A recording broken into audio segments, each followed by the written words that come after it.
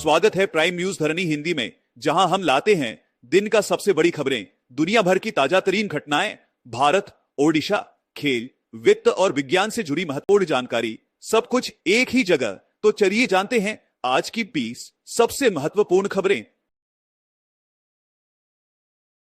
देवेंद्र फडणवीस के पास गृह मंत्रालय, एकनाथ शिंदे को मिले 3 अहम मंत्रालय। महाराष्ट्र में पोर्टफोलियो बंटवारे में मुख्यमंत्री देवेंद्र फडणवीस ने गृह मंत्रालय अपने पास रखा, जबकि उप मुख्यमंत्री एकनाथ शिंदे को शहरी विकास, आवास और सार्वजनिक निर्माण मंत्रालय मिले। अजित पवार को वित्त और राज्य आबकारी मंत्रालय की जिम्मेदारी सौंपी गई। मोहाली में 4 मंजिला इमारत गिरी, 2 की मौत, कई लोग 17 घंटे से मलबे में फंसे। पंजाब के मोहाली में 4 मंजिला इमारत गिरने से 2 लोगों की मौत हो गई, जबकि कई लोग 17 घंटे से मलबे में फंसे हैं। सेना और एनडीआरएफ की टीमें रेस्क्यू ऑपरेशन में जुटी हैं और मुख्यमंत्री भगवंत मान ने दोषियों पर कार्रवाई का आश्वासन दिया है। भारत की स्वतंत्रता को तटस्थता से न जोड़ें, एस जयशंकर। विदेश मंत्री एस जयशंकर ने कहा कि भारत अपने राष्ट्रीय हित और वैश्विक भलाई के लिए सही निर्णय लेने में स्वतंत्र है और किसी को भी उसके विकल्पों पर वीटो नहीं देने देगा। उन्होंने भारत को अपनी सांस्कृतिक जड़ों को मजबूत करते हुए प्रगति करने की आवश्यकता पर जोर दिया। दिल्ली पुलिस ने अवैध बांग्लादेशी प्रवासियों पर कार्रवाई तेज की।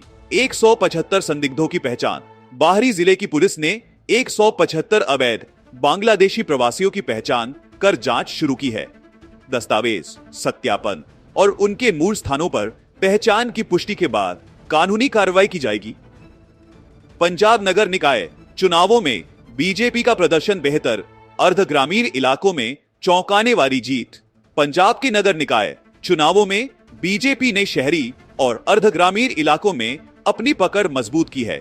लुधियाना, जालंधर और अमृतसर सहित कई जगहों पर पार्टी ने महत्वपूर्ण जीत दर्ज की, जबकि आप और अकाली दल ने मिश्रित प्रदर्शन किया।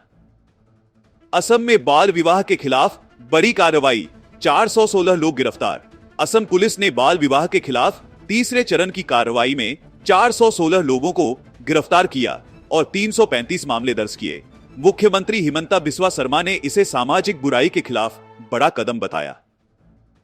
बीजेडी की हार के लिए वीके पंडियन जिम्मेदार, प्रसन्ना आचार्य ने रूबेन बनर्जी के दावे को माना। वरिष्ठ बीजेडी नेता प्रसन्ना आचार्य ने पत्रकार रूबेन बनर्जी की पुस्तक में किए गए दावे को स्वीकारते हुए वीके पंडियन को पार्टी की 2024 चुनावी हार के लिए जिम्मेदार ठहराया। भाजपा नेता समीर रंजन दास ने भी इस दावे का समर्थन किया। पुरी श्री मंदिर के 2 सेवकों को अनुशासनहीनता पर नोटिस जारी। श्री मंदिर के सेवक मोहन खुंटिया और विश्वनाथ खुंटिया को 16 दिसंबर को विवाद और अनुशासनहीनता के आरोप में कारण बताओ नोटिस जारी किया गया है। विवाद में शामिल इन सेवकों को जवाब देने के लिए 7 दिन का समय दिया गया है, अन्यथा कड़ी कार्रवाई की जाएगी। हाथी के हमले से व्यक्ति की मौत पर उग्र ग्रामीणों का प्रदर्शन, वनरक्षक की पिटाई और रेंजर आवास का घेराव। ओडिशा के सुंदरगढ़ जिले में हाथी के हमले में जैकी केला गांव के धर्मधर पात्र की मौत के बाद ग्रामीण उग्र हो गए। हाथियों के लगातार हमलों और फसल नुकसान से परेशान ग्रामीणों ने वनरक्षक की पिटाई की और रेंजर के आवास का घेराव करते हुए मुआवजे और हाथियों को हटाने की मांग की। प्रवासी भारतीय दिवस से पहले भुवनेश्वर एयरपोर्ट पर एंटी हाईजैकिंग मॉक ड्रिल आयोजित। प्रवासी भारतीय दिवस 2025 के आयोजन से पहले भुवनेश्वर के बीजू पटनायक अंतर्राष्ट्रीय हवाई अड्डे पर 17 दिसंबर को सुरक्षा के मद्देनजर एंटी हाईजैकिंग मॉक ड्रिल की गई। यह कदम खालिस्तानी आतंकियों की हालिया धमकियों को ध्यान में रखते हुए उठाया गया है। ओडिशा विजिलेंस ने रायघर पीईओ को 1 करोड़ रुपए के गबन के आरोप में किया गिरफ्तार।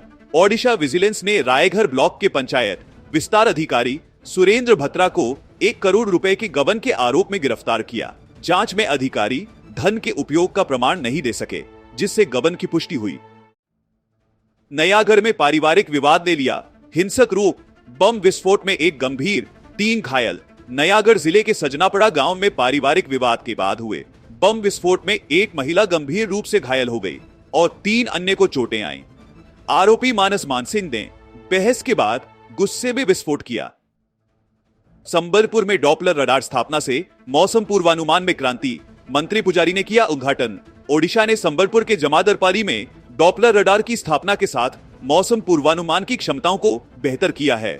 यह परियोजना 5 करोड़ रुपए की लागत से 6 महीने में पूरी होगी, जिससे क्षेत्रीय मौसम की सटीक भविष्यवाणी में सुधार होगा और प्राकृतिक आपदाओं से निपटने में मदद मिलेगी।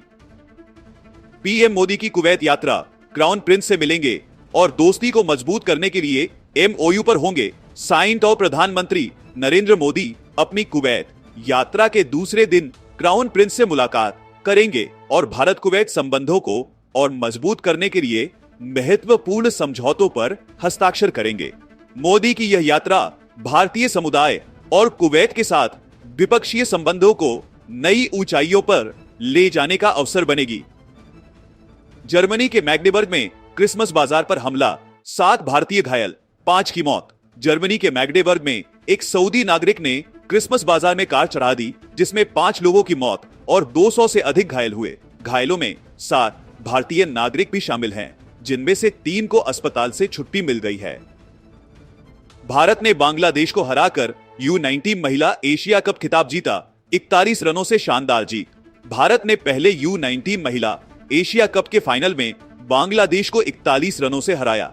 परुनिका सिसोदिया, आयशी शुक्ला और सोनम यादव की शानदार गेंदबाजी से बांग्लादेश को 76 रनों पर ऑल आउट किया गया। गु त्रिशा ने भारत के लिए 52 रनों की अहम पारी खेली। ला लिगा 2024-25 बार्सिलोना बनाम एटलेटिको मैड्रिड मुकाबला कब और कहां देखें लाइव।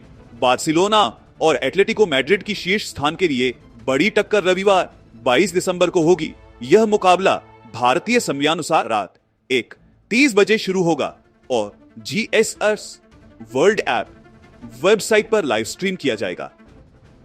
जीएसटी काउंसिल बैठक, क्या हुआ सस्ता और किन चीजों पर बढ़ा टैक्स। 55वीं जीएसटी काउंसिल बैठक में फोर्टिफाइड राइस, जीन थेरेपी और सरकारी वितरण वाली खाद्य सामग्री पर राहत दी गई है, जबकि पुरानी गाड़ियां, रेडी टू ईट पॉपकॉर्न और एससी से ब्लॉक्स पर टैक्स बढ़ा दिया गया है। कॉर्पोरेट प्रायोजन सेवाओं पर भी खर्च बढ़ सकता है। 2025 में नासा और इसरो मिलकर लॉन्च करेंगे शक्तिशाली पृथ्वी अवलोकन उपग्रह। नेसा और इसरो मार्च 2025 में मीसर उपग्रह लॉन्च करेंगे, जो पृथ्वी की सतह, बर्फ और पारिस्थितिकी तंत्र में बदलाव का अध्ययन करेगा। यह उपग्रह सतत पर्यावरणीय बदलावों और आपदाओं की बेहतर समझ विकसित करने में मदद करेगा। डार्क एनर्जी पर सवाल, अनियमित ब्रह्मांड ने बदली वैज्ञानिक धारणा। न्यूजीलैंड की यूनिवर्सिटी ऑफ कैंटरबरी के शोधकर्ताओं ने डार्क एनर्जी के अस्तित्व को चुनौती दी है। उनके अनुसार ब्रह्मांड का विस्तार डार्क एनर्जी के बिना भी समझाया जा सकता है, क्योंकि यह समान रूप से नहीं बल्कि अनियमित रूप से फैल रहा है। टाइमस्केप मॉडल के अनुसार गुरुत्वाकर्षण के प्रभाव से समय में होने वाले बदलाव इस विस्तार को दर्शाते हैं। यह खोज ब्रह्मांडीय विस्तार के पारंपरिक मॉडल को पूरी तरह से बदल सकती है। तो ये थी आज की सबसे बड़ी और अहम 20 खबरें। अगर आपको हमारा वीडियो पसंद आया हो तो कृपया लाइक और सब्सक्राइब जरूर करें, साथ ही बेल आइकन दबाना ना भूलें, ताकि आप हमारी हर नई वीडियो की अपडेट पा सकें। धन्यवाद और हम मिलते हैं अगली वीडियो में।